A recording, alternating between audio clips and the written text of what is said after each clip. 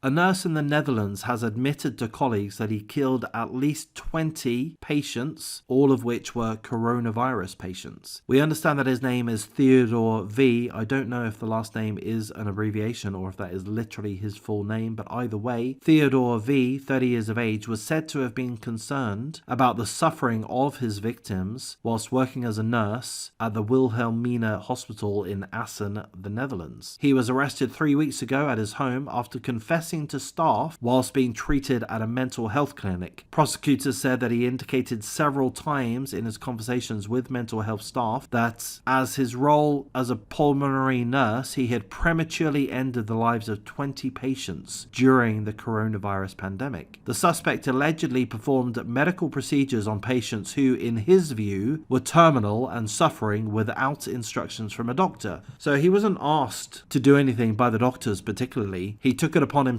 He was a nurse, a pulmonary nurse. Not quite sure what that is, to be honest. I've not double checked. My research is pretty limited, I admit. But he took it upon himself to take action, to perform medical procedures of which we're not told, in order to purposefully end the life of 20 coronavirus patients, or rather at least 20, because he felt that they were terminal and that they were suffering, and he wanted to do the right thing, according to him, which was to end their lives. We're told that his statements were taken so seriously by the healthcare organization, the mental health clinic, that they decided to break the confidentiality obligation and to report his statements to the authorities, who were then able to launch a criminal investigation. So if I understand correctly, he had admitted to the staff at a mental health clinic that he had killed 20 or more patients, and typically whatever is said in a mental health clinic isn't referred to the authorities, but given the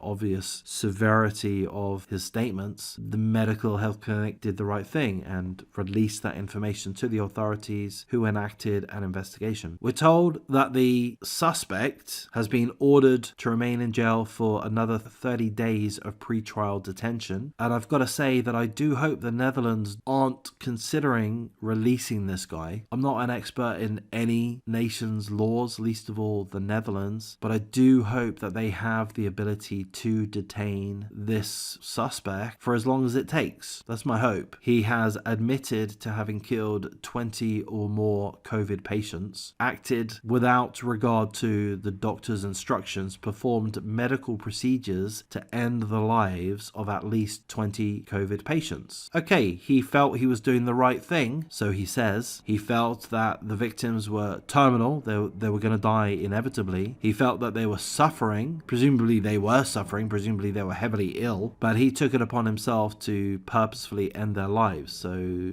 there's no two ways about it. This is not somebody that should be released. They need to be held, and I do hope that the authorities in Netherlands have more power to detain this person beyond 30 days, should such a length of time be required, which I imagine it would. Authorities will continue to investigate patient deaths between March 2020 and May 2022, with the criminal investigation expected to conclude by June. I'm no legal expert, I'm no investigation expert, but they're not giving themselves a lot of time. I mean, this is a very difficult process to go through. Why are they not allowing the investigators ample opportunity? 20 or more victims here. Give the investigators the correct resources, and part of those resources is going to be time. Why are the Netherlands shooting themselves in the foot by putting such a limited time frame on the investigators, if I'm understanding this correctly, which may lead to a weaker prosecutory case and may even allow this suspect to be released before trial or even after trial? I mean, if the investigators aren't given the adequate time to perform an adequate investigation, to build an adequate, strong prosecutory case, this guy might get off. Am I being a little bit silly here? That's my fear. Maybe I'm out of bounds. I don't know. That's pretty much all the information that we have at this point. We are told that a relative of one of the victims said that it's believed that 24 people died at the hands of this nurse. This is incredibly serious. This is the acts of a serial killer. They can claim that they were doing it for merciful reasons, putting the patients out of their misery, stopping their suffering. Maybe even that's a credible argument to some extent. To some extent, that's really going to offend some people, I'm quite sure. Maybe it is. I'm not saying that that it is, but I'm thinking maybe it is. I don't know. I don't know the full facts, nor do you. But regardless of that, clearly the nurse should not have acted against the instructions of the doctors and against the interests of the patients. Hey patient, you're suffering, you're terminal, would you like me to kill you? Probably not. Thanks nurse, perhaps speak with your doctor first. I'm being a little bit facetious, I am from time to time. I'm not trying to belittle the situation. Full condolences to all the family and friends of all of the victims, which could potentially be 24 patients, all coronavirus patients. I'm gonna throw in another line of thought, which will offend some of you. Some of you are gonna think it's a ridiculous thing to say. I'm gonna say it anyway. And by the way, this is off the top of my head. I haven't even formulated the thought correctly yet, but I'm just wondering I'm wondering how relevant it is that they were coronavirus patients. So what do we know about coronavirus? Well, we ought to know a heck of a lot, really, because that's all the entire world has been discussing for the last 2-3 years or so. We ought to know a hell of a lot, but I think it's fair to say there's been a hell of a lot of misinformation about coronavirus in general and the treatment in regards to coronavirus.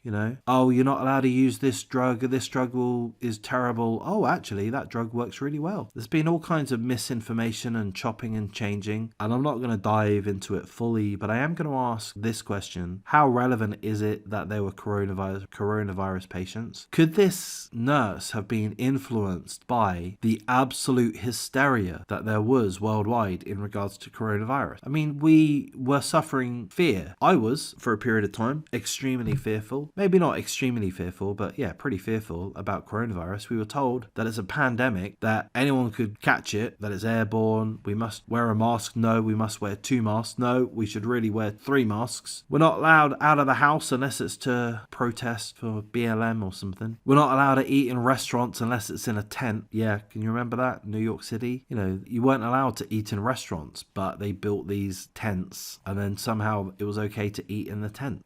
There's going to be so many deaths that they've got to build all of these makeshift hospitals in stadiums. They've got to convert a ship into a hospital. Oh, look, not a single patient. I mean, there's so much weirdness going on. So much misinformation. YouTube, you can't argue with that. I'm saying there was a lot of misinformation, yeah? I'm not saying which part was misinformation. I'm just saying there was misinformation. Is it possible that the nurse was heavily influenced by the media, by the overreaction from society in regards to coronavirus? I've said overreaction, so let me say potential overreaction. Was the nurse heavily influenced by the media, by society's reaction to coronavirus? I don't know. Maybe I've not articulated that well. As I said, it was just a off the top of my head thought, and one that I can't really speak entirely clearly about because I don't want to be flagged by YouTube. I don't want to be kicked off YouTube. If that does happen, I'll just stick with Twitter, but hopefully it won't, because I am on my road to 2,000 members. That's the goal. I might increase it to 10,000, but it's 2,000 for now. I've been doing this for 18 months. I'm still at a grand total of 0 members. I am very much hoping that might change at some point in time, perhaps today. Perhaps you take action and click the join membership button and sign your life away to me. Hopefully that is the case, and if it is, thank you very much. But in any case, if it isn't, thank you for listening, especially if you've listened all the way to the end, which I'm sure you haven't.